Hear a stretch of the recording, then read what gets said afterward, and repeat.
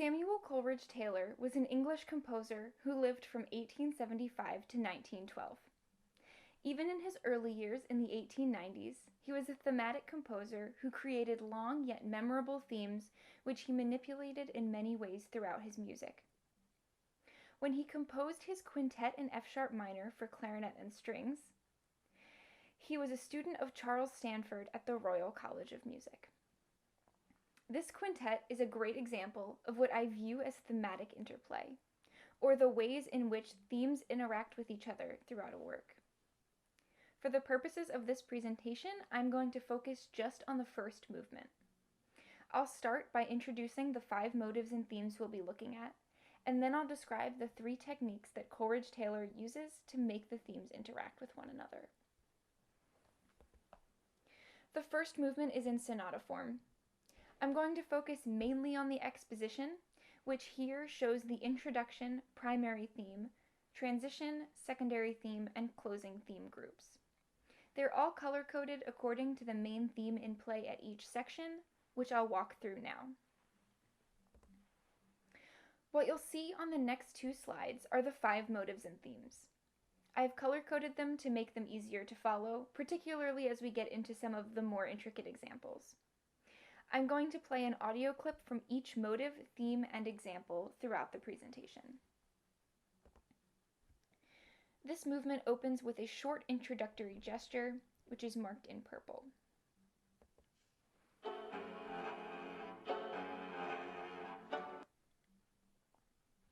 Next, the 8-bar primary theme is in yellow. It's divided into 2 clearly defined halves marked by the brackets. Most of the examples of the primary theme I'll show today are going to involve the first 2 measures of each half, bars 1 to 2 and 5 to 6 with the pickup.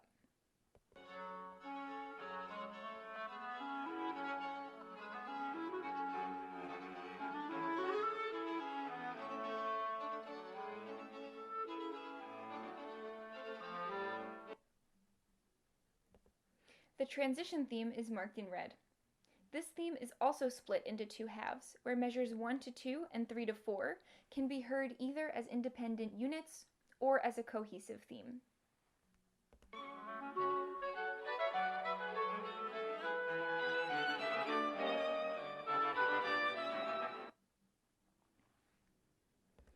Next, we have the 16-bar secondary theme as shown in blue.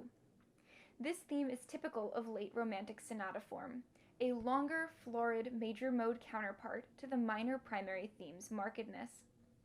The examples of the secondary theme I'll walk through today will include mainly measures 1 to 2 and 9 to 12 of this excerpt.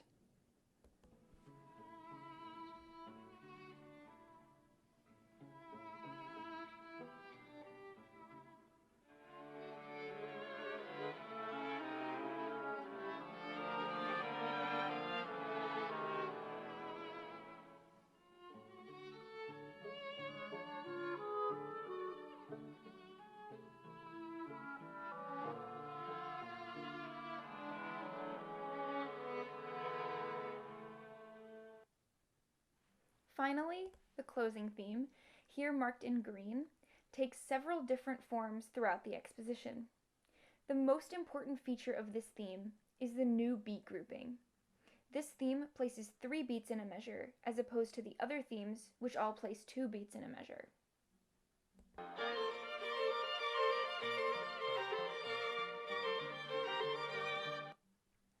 When I talk about thematic interplay, I'm referring to the interaction among these 5 themes and motives.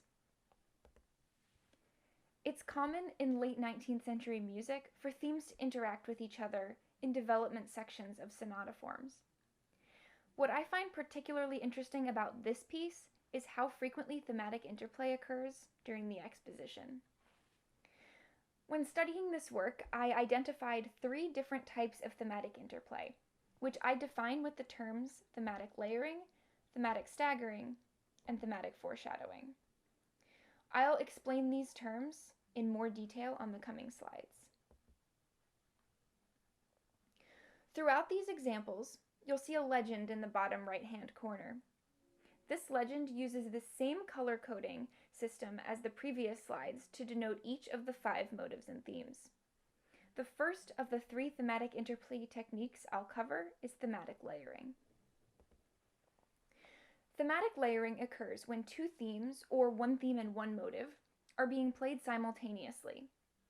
These themes or motives are typically given melodic and accompanimental roles.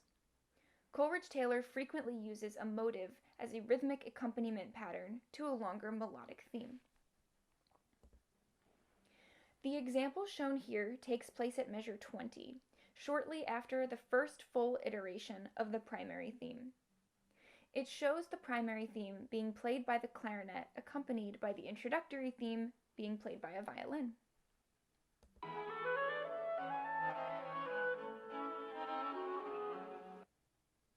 I use this example because it's more easily audible, but you can also hear this kind of layering as early in the movement as measure 13. The second technique, thematic staggering, is denoted by a shift in affect and texture, which Coleridge-Taylor achieves by interspersing fragments of themes in the gaps between phrases of other themes. Although it is a deceptive tactic, it can be very aurally satisfying to hear these themes transform into one another in such a way. Thematic staggering allows Coleridge-Taylor to shift between themes midway through a phrase. His themes are constructed so that there are several points throughout the melody where one theme could shift to another without so much as an aural disruption or even a break in the phrase. This is Coleridge-Taylor's most commonly used technique of thematic interplay. The example shown here is from the very first iteration of the transition theme. The theme is interrupted in its first hearing by a 2-bar inserted passage from the latter half of the primary theme. This insertion is immediately followed by a full 4-bar statement of the transition theme.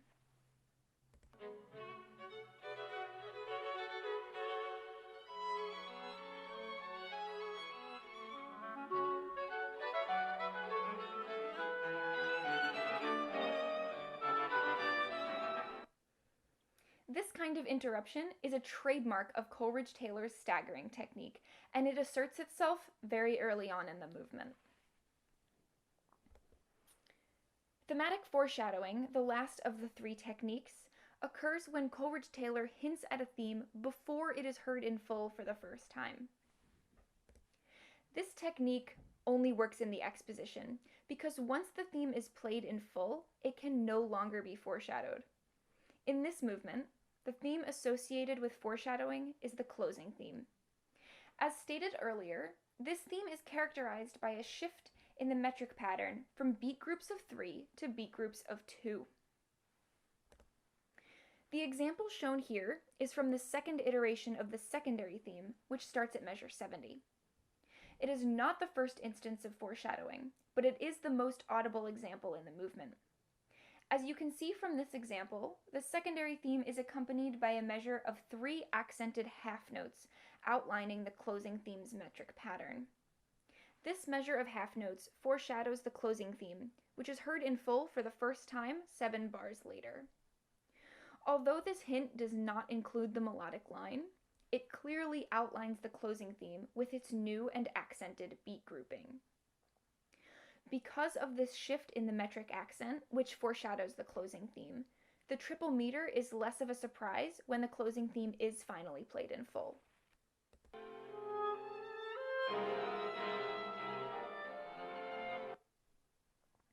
This example also clearly shows the use of the thematic layering technique, because the closing theme hint here is used as more of an accompanimental figure than a melodic or thematic one at this point. Now that we've looked at some basic examples, I'm going to move on to some of the more intricate ones that will show all 3 thematic interplay techniques happening in an 8-bar range. This example takes place at measure 41 at the end of the transition theme zone in the exposition, just as the secondary theme is about to be played for the very first time. Let's start here with thematic staggering. The clarinet begins with the transition shown in red, which turns into the primary theme in yellow. This one-bar fragment of the primary theme is interrupted by the secondary theme played by the violin, which is shown in blue. This primary theme fragment might make listeners think that after the transition, they may hear the primary theme again. However, it quickly shifts seamlessly into the lyrical secondary theme in an engaging aural way. The layering and foreshadowing are shown in the second half of this example in blue and green, where we see the hints of the closing theme's characteristic subdivision accompanying the secondary theme.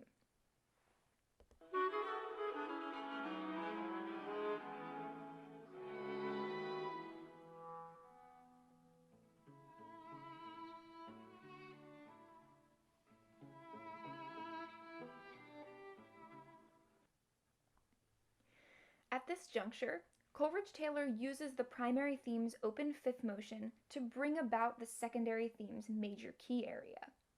The way he executes this shift implies a repeat of the primary theme in a different mode after the transition, but what is actually realized is a brand new lyrical theme, the secondary theme. This next example is from the end of the exposition, as the closing theme is about to be heard for the first time.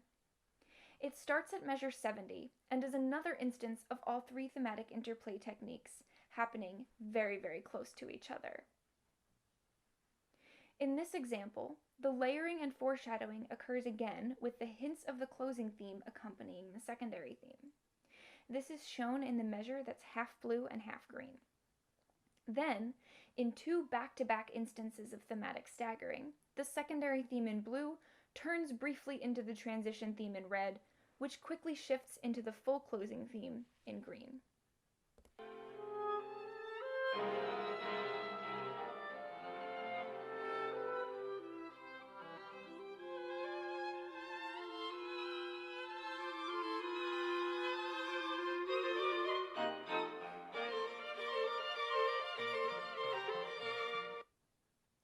Here, Coleridge-Taylor uses the rhythmic figures from the transition theme to connect the end of the secondary theme to the beginning of the closing theme. The contour of the last few bars of the secondary theme are similar to the contour of the transition, and the rhythmic figures of the transition are similar to those of the closing theme, so this shift makes a lot of melodic sense. It is extremely effective in moving between themes that have characteristically very, very different affects. This last example is from the development. As I mentioned earlier, foreshadowing doesn't really apply here because the closing theme has already been played in full by this point. This example demonstrates how Coleridge-Taylor's handling of interplay differs between the exposition and the development. Many composers adhere to the formal boundaries of sonata form and don't really allow for the interaction of themes until the development section. Coleridge-Taylor uses these techniques in the exposition as well, yet he still does not run out of interesting things to do once the development is reached. Here, you can see layering between two pairs of themes and motives. The primary theme is accompanied by the closing theme, shown in yellow and green, and the secondary theme is accompanied by the introduction motive, shown here in blue and purple. The staggering occurs between each short phrase where the primary theme and secondary themes in yellow and blue shift back and forth. Additionally, the primary theme is altered from its original form through Coleridge-Taylor's use of pizzicato.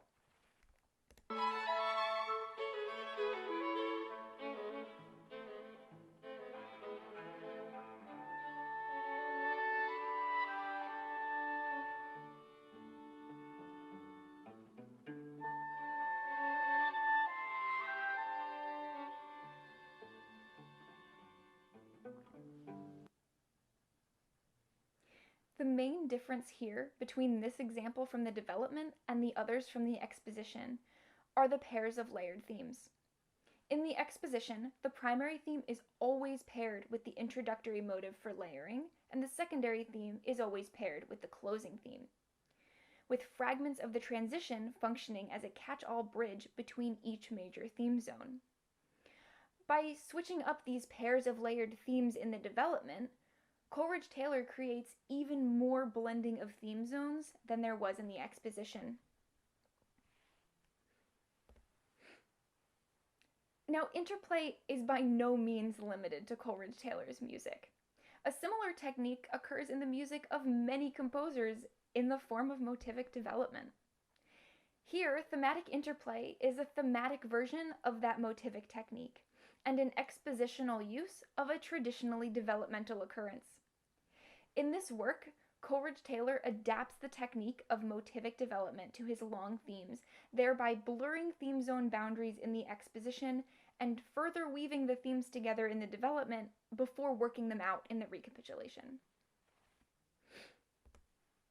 To put this in context, I'd like to share my thoughts on how Coleridge-Taylor uses this technique to strengthen formal closure in this movement of his quintet. This is the same diagram I showed earlier. Now that I've gone through all those examples of thematic interplay, it's clear how Coleridge-Taylor blurs theme zone boundaries by way of this technique. So realistically, according to all of those instances of thematic interplay I went over, this diagram should look more like this. In this movement, the overarching formal structure can actually be tracked by Coleridge-Taylor's use of thematic interplay. Themes are layered and staggered constantly throughout the exposition and development, but once the recapitulation is reached, the introductory motive is absent, and along with it, all its parallel instances of thematic layering from the exposition. By removing one motive, Coleridge-Taylor eliminates several significant moments of thematic interplay from the beginning of the recapitulation. This absence of interplay in the recap, where it previously existed in a parallel section of the exposition, solidifies the beginning of the recapitulation as a moment of closure for listeners. At the very beginning of the recap, the primary theme is heard in full for the first time without its introductory layered accompaniment.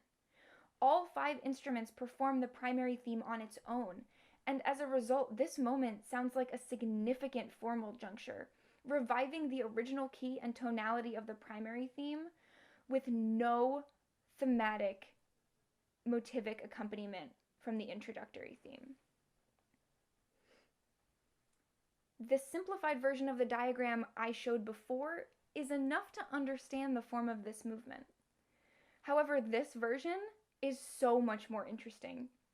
To be able to understand and actually visualize in a form diagram how each of the themes interact with one another is something I'm excited to apply to more of Coleridge-Taylor's works, as well as the music of other late Romantic composers. I'm interested to learn how widespread thematic interplay is as a technique and see where that research takes me.